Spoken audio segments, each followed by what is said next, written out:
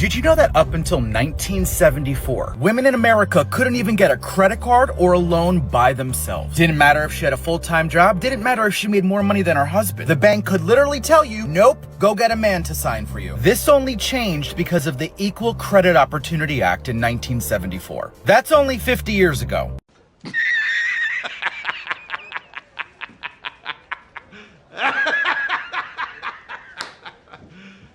You serious?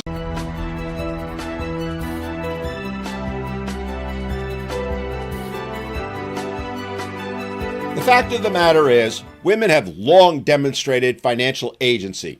They've owned homes, run businesses, and engaged in banking well before the reforms of the 1970s. Was it as frequent as men? No. But then again, men, especially the common men, if you will, often didn't have access to those things either, especially going back into the early 1900s and before. It wasn't so much of a gender issue, but one of class, something you almost never hear brought up in the discussion. So let's explore that. Let's delve into the historical realities and highlight some examples, all of which will show that women not only had access to financial institutions, but the so-called patriarchy that they claim denied it to them, aka systemic discrimination, is nothing more than a figment of their imagination. The actual truth of the matter is, bank accounts have been accessible to women for centuries, with many historical examples underscoring their ability to engage in financial transactions.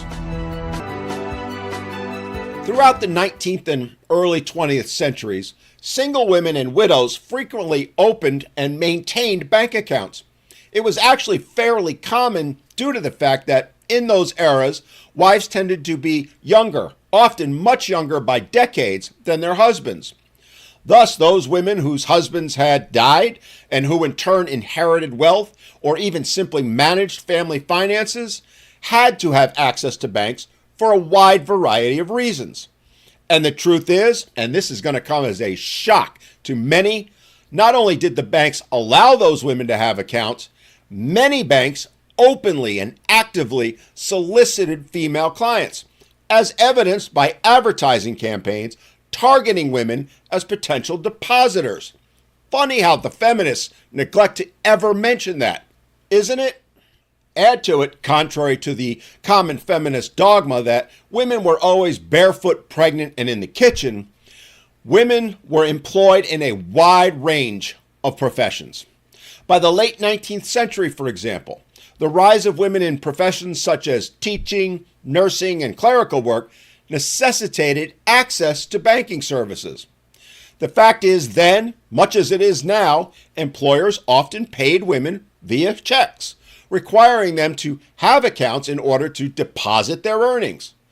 Then there's the actual historical records of women's banking, examples of which are plentiful. One such woman was Mary Ellen Pleasant, a highly successful African-American entrepreneur in the 19th century, who used bank accounts to manage her vast portfolio.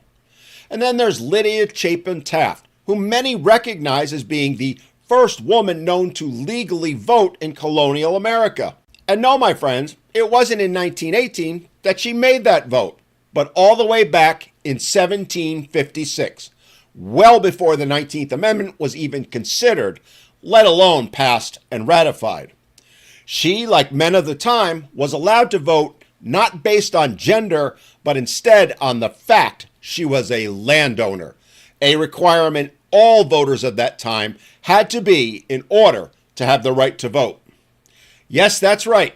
Men who didn't own land weren't allowed to vote any more than women were. A fact that, again, feminists gloss over in order to perpetuate their agenda, perpetuate their myth that men, all men could vote, when in reality, they couldn't. Personally, I find it sad that feminism seeks to hide the accomplishments of Ms. Taft, even discrediting them instead of celebrating her for them, especially when you consider that Ms. Taft eventually became the largest landholder in her town of Uxbridge, Massachusetts. The fact is, Ms. Taft managed property and voted in town meetings in Massachusetts during the mid-18th century all the way up to her death in 1778, underscoring her abilities, which should be recognized for their economic and civic agency. But to do so would disprove the lie, the claim that women couldn't own property, vote, or have access to financial institutions. Thus, that historical fact is buried by the very same feminists who claim to be fighting for women to be recognized. The hypocrisy of it all is astounding and quite telling if you think about it. Another example would be Catherine Beecher, the sister of the more well-known abolitionist Harriet Beecher Stowe. Catherine Beecher was an amazing woman that, again, sadly, very few people in general, and feminists in particular, have heard of or know about. How is that so? Frankly, I feel she should be celebrated every bit as much as her abolitionist sister for the work that she did, especially her work as a strong advocate for women's education and domestic roles. Did you know that, among other things, she led the charge for the creation of kindergarten in children's education?